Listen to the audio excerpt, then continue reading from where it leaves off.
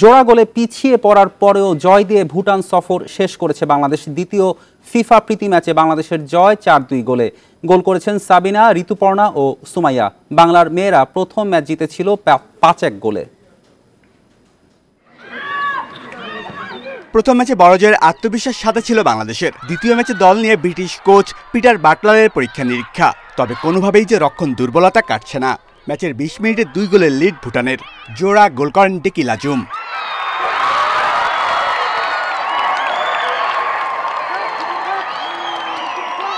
ভুটানের বিপক্ষে হারের শঙ্কায় বাংলাদেশ। তারপর আক্রমণাত্মক খেলেছেন সাগরিকা, সাবিনারা। ফল এসেছে দ্রুতই। ৩৫ মিনিটে মাসুরার ক্রস, গোল করেন সাবিনা খাতুন।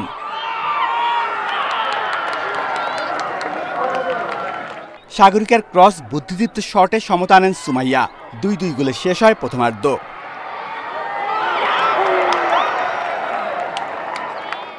বিরতির পর নতুন উদ্যমে বাংলাদেশ। একের পর এক আক্রমণে দিশেহারা ভুটান। ৬২ মিনিটে ডিফেন্ডার কেলজাংয়ের আত্মঘাতী গোলে এগিয়ে যায় বাংলাদেশ।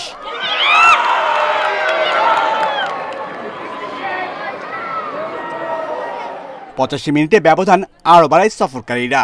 তবে ফরওয়ার্ডরা আরেকটু বিচক্ষণ হতে পারলে ফলাফলটা আরও বাড়াতে পারত। চাইনিজ তাইপের বিপক্ষে টানা ২ হারের পর ভুটানের বিপক্ষে এই ২ জয় দলকে উজ্জীবিত করেছে। সাফের আগে আরও ম্যাচ খেলে সেরা প্রস্তুতি নিতে চায় বাংলাদেশ। Shamim Ahmed, independent news. দেশের মেয়েদের ফুটবল নিয়ে কথা বলবো। আমাদের সঙ্গে আছেন আমাদের সহকর্মী মাঝারুল ইসলাম। মাঝার, মেয়েরা দারুণ খেলছে, ভুটানের বিপক্ষে ২টি ফিফা প্রীতি ম্যাচেই জয় পেল। কি বলবেন মেয়েদের ফুটবল নিয়ে? দেখুন, প্রতিবেদনের লাস্ট যে লাইনটা ছিল যে বাংলাদেশ দল শেষ ৪টা ম্যাচ খেলেছে, প্রথমে ২টি ম্যাচ হেরেছে, সেই দলটা ছিল স্ট্রং দল, এই দলের বিপক্ষে জিতেছে। অবশ্যই নতুন কোচ একটু সময় পেয়েছেন এই দলটাকে গুছিয়ে নেওয়ার জন্য, এবং সামনে সাফ আছে। আমি এই জন্যই কথাগুলো বলছি যে এই জয়টা শুধুমাত্র জয়ের জন্য নয়, একটা প্রসেস যে বাংলাদেশ দল সাফ জিততে চায়, ধরে রাখতে চায়, সেই জন্য একটা প্রসেসের মধ্যে যাচ্ছে। কারণ কোচিং স্টাইল পরিবর্তন হয়েছে, নতুন কোচ এসেছেন এবং দলটাকে কিন্তু গুছিয়ে নিচ্ছে। আমি এই ম্যাচটাকে অন্যভাবে দেখতে চাই, কারণ আপনি দেখেন ২ ম্যাচেই বাংলাদেশ দল প্রথমে গোল খেয়েছে। আপনি যখন একটা ম্যাচ জিতবেন তখন অনেক এক্সপিরিয়েন্স আপনি গ্যাদার করবেন, কিন্তু একটা ম্যাচ যখন পিছিয়ে পড়ে জিতবেন সেখান থেকে আরও বেশি এক্সপিরিয়েন্স আপনি গ্যাদার করতে পারবেন। প্রথম ম্যাচে বাংলাদেশ দল ১ গোল খাওয়ার পর ঘুরে দাঁড়িয়েছে, ম্যাচ জিতেছে ৫-১। আজকে আবার প্রথম ২ গোল খাওয়ার পর ম্যাচ জিতেছে ৪-২ গোলে। তার মানে আপনি সেই নার্ভটা, আপনার যেই নতুন একটা টিম, বেশ কিছু সিনিয়র প্লেয়ার নেই, অনেকেই পরীক্ষার কারণে যেতে পারেননি, ৫ থেকে ৬ জন। তো নতুন প্লেয়ারদের তৈরি করা, সাগরিকা তো নতুন খেলছেন, একটা ম্যাচে হ্যাট্রিক করেছেন, আজকে স্কোর করেছেন। তার মানে এই প্লেয়ারদের যখন দেখবেন যে পিছিয়ে পড়ার পর কামব্যাক করছে, সেই ম্যাচ জেতাচ্ছে, এটা অন্যভাবে একটা আপনাকে কাউন্ট করতে হবে। সেদিক থেকে বলবো যে হ্যাঁ, এই দলকে নিয়ে যেই এক্সপেরিমেন্ট অথবা তৈরি করার পথে রয়েছেন, সেটা অবশ্যই শুরুটা ভালো হলো। ২ জয় অবশ্যই আত্মবিশ্বাস দেবে। মাঝার, বেশ কয়েক বছর ধরেই মেয়েদের ফুটবল বেশ এগোচ্ছে। আপনার কাছে কি মনে হয় যে ছেলেদের ফুটবলকে ছাড়িয়ে যাচ্ছে মেয়েদের ফুটবল আমাদের দেশে? দেখুন, এটা কোনোভাবেই আপনি মানে ওই তুলনা করতে পারবেন না। বাংলাদেশ নারী ক্রিকেট দল এশিয়া কাপ জিতেছে, পুরুষরা এখনো জেতেনি। তারপরে কিন্তু হাইপটা বা যে মেইন ক্রিকেটটা আপনি পুরুষদের দিয়ে বিচার করবেন, এবং সেখানে অর্থনৈতিক বিষয় বলেন, একটা জনপ্রিয়তার বিষয় বলেন, সেটা সবচেয়ে বেশি বা অনেক বেশি আবেদন রাখে কিন্তু পুরুষদের যে ক্রিকেটটা, সেটাই। একই বিষয় এখানে আপনি ফিফা থেকে শুরু করে, ফিফার কিন্তু খুবই কয়েকদিন আগে স্যালারি অথবা আপনি যদি তাদেরকে দেখেন যে তাদের প্রাইজ মানিটা সেম করেছে। তার মানে এত বছর ফুটবল চলে এসেছে, এত বছর পর সেটাকে ইকুয়াল করেছে। তার মানে বুঝতেই হবে যে সেখানেও একটা ডিসক্রিমিনেশন আছে বা থেকে যায়।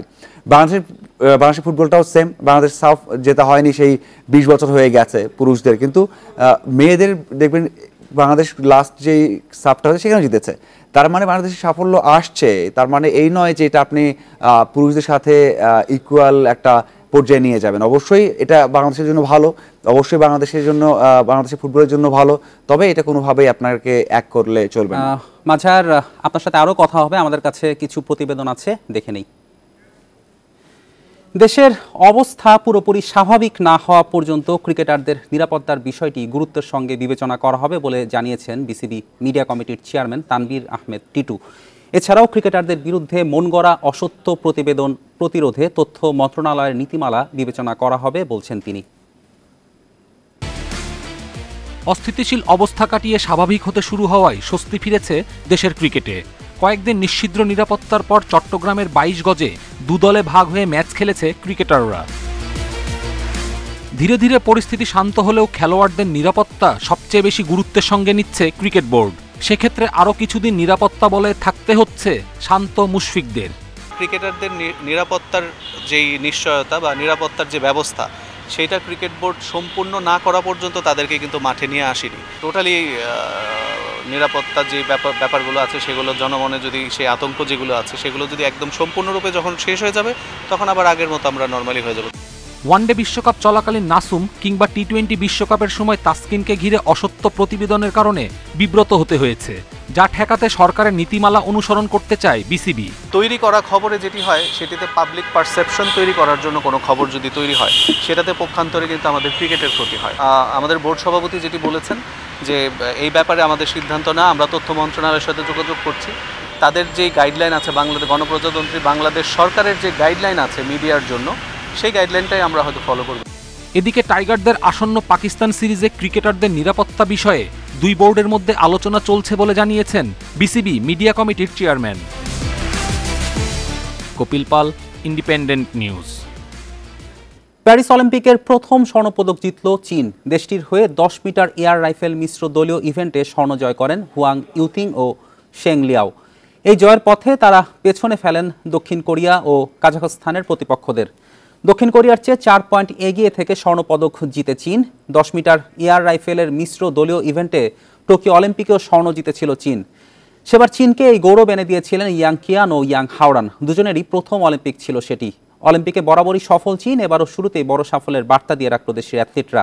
এদিকে ছেলেদের ফুটবলে মরক্কোর কাছে প্রথম ম্যাচ হারার পর দ্বিতীয় ম্যাচ ইরাকের বিপক্ষে 3-1 গোলে জিতেছে আর্জেন্টিনা।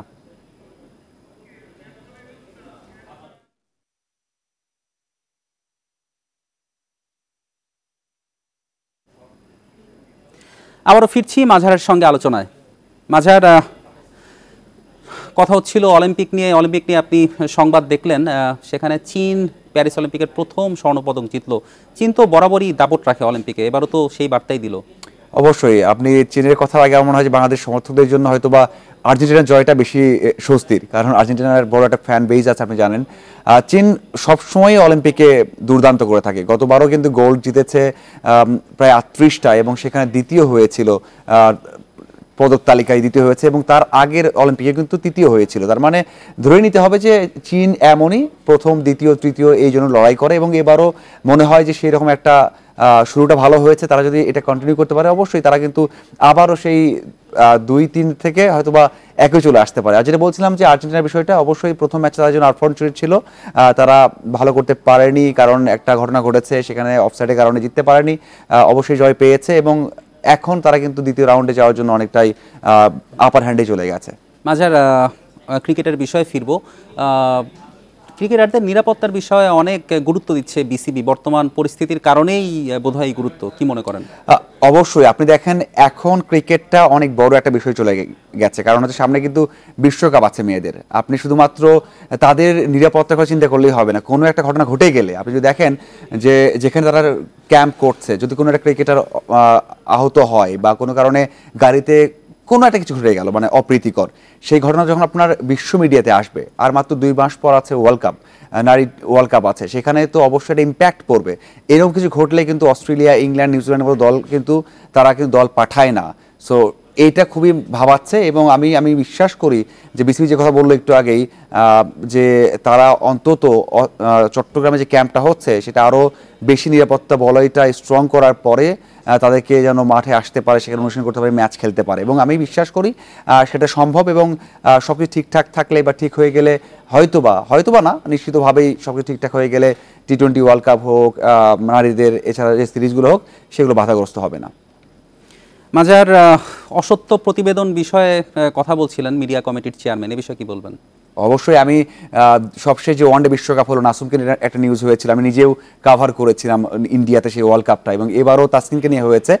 এখানে অসত্য তো অবশ্যই আছে। আপনি দেখেন কিছু ঘটে কিছু রটে, যেটা বলা হয় হয়তোবা কিছুটা অবশ্যই ঘটেছে, তার মানে এত কিছু ঘটেছে এমনটাও নয়, কারণ আপনি বিশ্বকাপের মধ্যে একটা বলয়ে থাকেন, সেখানে আকসু থাকে, সবাই থাকে, এত কিছু ঘটতে পারে না। কিছু তো অবশ্যই যেটা অসত্য ছিল, এই অসত্য ঘটনার জন্য কিন্তু নাজমুল হাসান পাপন এবং বিসিবির অনেক বোর্ড পরিচালক বলেছেন যে তারা সিদ্ধান্ত নেবে। আমার মনে হয় যে আবারও তারা হয়তো আরো স্ট্রং হবে। মাঝার, আপনাকে ধন্যবাদ যত খেলায় যোগ দেওয়ার জন্য। ওকস ও স্মিথের অপ্রতিরোধ্য পার্টনারশিপে টেস্টে দারুণভাবে ঘুরে দাঁড়িয়েছে ইংল্যান্ড। উইন্ডিজের করা প্রথম ইনিংসে 282 রানের জবাবে ইংল্যান্ড করেছে 376 রান। 54 রানে 5 উইকেট হারিয়ে মহা বিপদে ছিল ইংল্যান্ড। সেখান থেকে হাল ধরেন স্টোকস ও রুট, দুজন গড়েন 115 রানের জুটি। 169 রানে পার্টনারশিপ ভাঙার পর রুট ফেরেন 87 করে। এরপর স্বাগতিকদের এগিয়ে নেন জেমি স্মিথ, ওকসকে নিয়ে গড়েন 106 রানের অবিশ্বাস্য জুটি। 95 রানে ফিরে প্রথম সেঞ্চুরি মিস করেন স্মিথ। শেষ পর্যন্ত 376 রানে থামে ইংল্যান্ডের প্রথম ইনিংস। উইন্ডিজের পক্ষে আলজারি জোসেফ 4টি ও জেডেন সিলস নেন 3 উইকেট। ডাম্বুলাতে সিরিজের প্রথম টি-20তে শ্রীলঙ্কাকে 43 রানে হারিয়েছে ভারত। 214 রানের টার্গেটে ব্যাট করতে নেমে স্বাগতিকেরা থামে 170 রানে। টস হেরে ব্যাট করতে নেমে পাওয়ার প্লেতে 74 রান তোলেন দুই ওপেনার। দুর্দান্ত শুরু এনে দেওয়ার পর গিল ফেরেন 34 করে, 40-এ থামেন জয়সওয়াল। অধিনায়ক সূর্যা কুমারের 58 ও পান্তের 49 রানে 213 রানের পুঁজি পায় ভারত। টার্গেটে নেমে শ্রীলঙ্কার দারুণ শুরু, দুই ওপেনার তোলেন 84 রান। মেন্ডিস ফেরার পর নিশাঙ্কা করেন 79 রান। এরপর বাকিরা ভরসা দিতে পারেননি। শেষ দিকে রিয়ান পরাগ 5 রানে 3 উইকেট তুলে নিলে লঙ্কানরা অল আউট হয় 170 রানে। ফুটবলের খবর। ঘরোয়া ফুটবলের নতুন মৌসুমের দল বদলে নীরব ফর্টিস এফসি। গেল মৌসুমের পারফরম্যান্স বিবেচনায় পুরনো দলই ধরে রেখেছে তারা।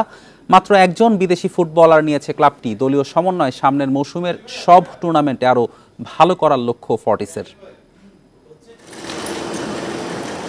চলছে ঘরোয়া ফুটবলের দলবদল, ব্যস্ত সময় পার করছে ক্লাবগুলো।